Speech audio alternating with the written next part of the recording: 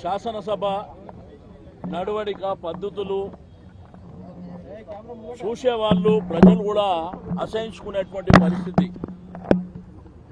ఇప్పుడు ఈరోజు ఒక క్వశ్చన్ అవర్ మూసి పునరుద్ధరణ కింద ఒక క్వశ్చన్ అవర్ వచ్చింది. ఆ క్వశ్చన్ మీద డిస్కషన్ జరుగుతున్నటువంటి సందర్భంలో ముఖ్యమంత్రి గారు మామూలుగా శాసనసభలో క్వశ్చన్ అవర్ అంటే ఒక గంట పాటు ఒక 7-8 క్వశ్చన్స్ ఉంటాయి, మనందరికీ తెలుసు. ఆ క్వశ్చన్ మీద మరి అందరు సభ్యులు వాళ్ళు ప్రభుత్వానికి కొన్ని సూచనలు చేశారు. దాంట్లో మా పార్టీ ఉపనాయకుడు హరీష్ రావు గారు కూడా సూచనలు చేశారు. మీరు పునరుద్ధరణ చేసేటప్పుడు పేదవాళ్ళు కానివ్వండి, లేకపోతే కొన్ని కీలకమైనటువంటి అంశాలు మీకు మల్లన్న సాగర్ నుంచి కొండపోచమ్మ సాగర్ నుంచి ఆడికేం తెస్తున్నా, మీరు ఆకాశం మీదకేం తెస్తున్నా అనేటువంటి విషయాన్ని వారు అడిగారు. ఆ తర్వాత ముఖ్యమంత్రి గారు వారికి అవకాశం స్పీకర్ గారు ఇచ్చారు. అది కూడా శ్రీధర్ బాబు గారు ఆన్సర్ చెప్తున్నటువంటి సందర్భంలో ముఖ్యమంత్రి గారు నేను మాట్లాడుతాను మైక్ తీసుకొని ఒక్క క్వశ్చన్కు అంటే శాసనసభ నియమ నిబంధనలను పక్కన పెట్టి 1 గంట 20 నిమిషాలు ముఖ్యమంత్రి గారు మాట్లాడారు. అంటే హైదరాబాద్ జంట నగరాల గురించి, తెలంగాణ రాష్ట్రం గురించి, మూసీ రివర్ గురించి మాకు ఎవ్వరికి అనుభవం లేనట్టు, ఆయన ఒక్కొక్కరికే అనుభవం ఉన్నట్టు, కాకతీయుల నుంచి నిజాం నవాబ్ వరకు, లేకపోతే హైదరాబాద్ ఏనో ఈయన కొత్తగా కట్టడానికి వచ్చినట్టు అనేకమైనటువంటి అంశాలు మాట్లాడిన అభ్యంతరం లేదు. కానీ తన కడుపులో ఉన్నటువంటి విషయాన్ని మా మీద వెళ్ళగక్కినటువంటి పరిస్థితి.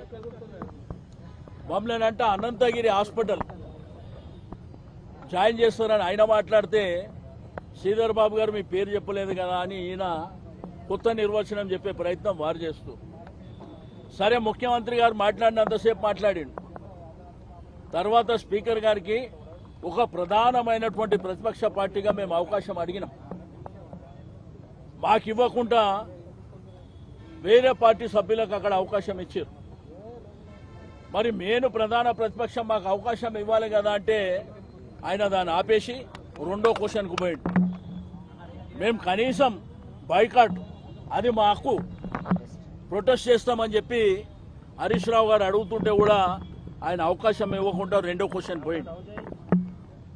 రెండోది, ఈ పద్ధతులు కొన్ని రూల్స్ ఉన్నాయి. శాసనసభ అంటే రూల్స్ రెగ్యులేషన్ ఫాలో కావాలి. ఏ సభ్యునికైనా కానీ సేమ్ టైం స్పీకర్కు కూడా కొన్ని పరిధులు ఉంటాయి. ఆ పరిధులను దాటి ముఖ్యమంత్రి గారి మీద విమర్శిస్తే నేను మైకే ఇవ్వనని చెప్పి ఆయన మాట్లాడడం అంటే, లేకపోతే ముఖ్యమంత్రి గారి డబ్బగొట్టడానికి వస్తాం ఆయనకి. 2 సంవత్సరాల కాలంలో మీరు ఒక్క ప్రాజెక్టు కూడా మీరు టేకప్ చేయకుండా ఈడ వచ్చి ఇష్టం ఉన్నట్టు మాట్లాడితే మాకు కూడా మాట్లాడేటువంటి అవకాశం కావాలని మేము అడుగుతుంటే మరి మాకు అవకాశం ఇవ్వకుండా స్పీకర్ గారైతే ఆ తల కూడా మా సైడు అంటే లెఫ్ట్ సైడ్ చూసే ప్రయత్నమే చేయరు. మేము అనేకమైనటువంటి శాసనసభలు చూసినాం.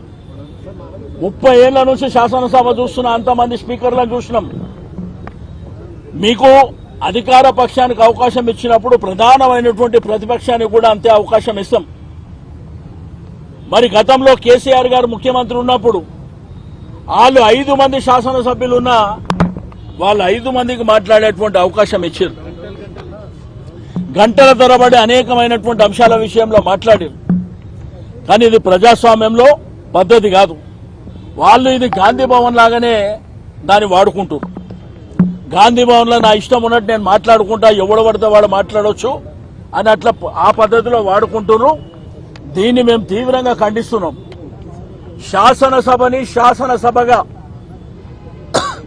మీరు అదే పద్ధతిలో శాసనసభ ప్రకారమే నడవనిస్తే మేము హౌజ్లోకి వస్తాం తప్ప మీ ఇష్టం ఉన్నట్టు గాంధీ భవన్ లాగా నడిపిస్తే మాత్రం వచ్చే ప్రసక్తే ఉండదు అక్కడ.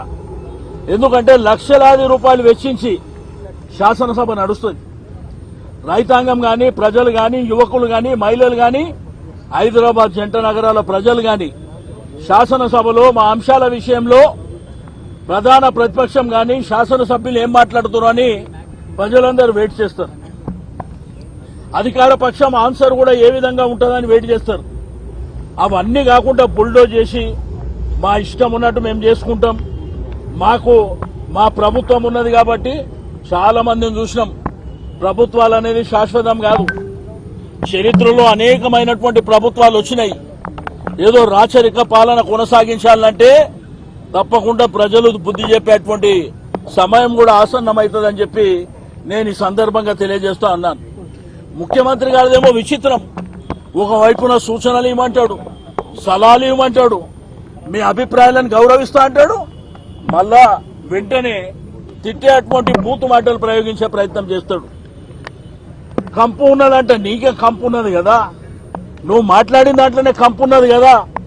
మాట్లాడిన ఏ శాసనసభ్యులు కూడా ఇన్క్లూడింగ్ మా ఉపనాయకుడు హరీష్ రావు గారు కూడా మాట్లాడినప్పుడు ప్రభుత్వాన్ని విమర్శ చేయలే.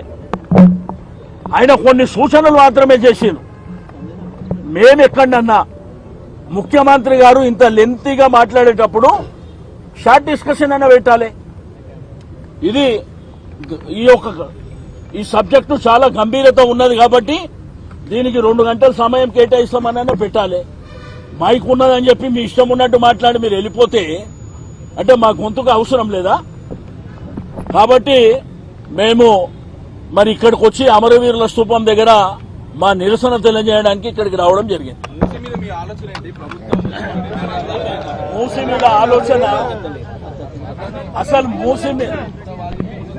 మూసీ మీద ఆలోచన వినడానికి ముఖ్యమంత్రి సిద్ధం లేడు.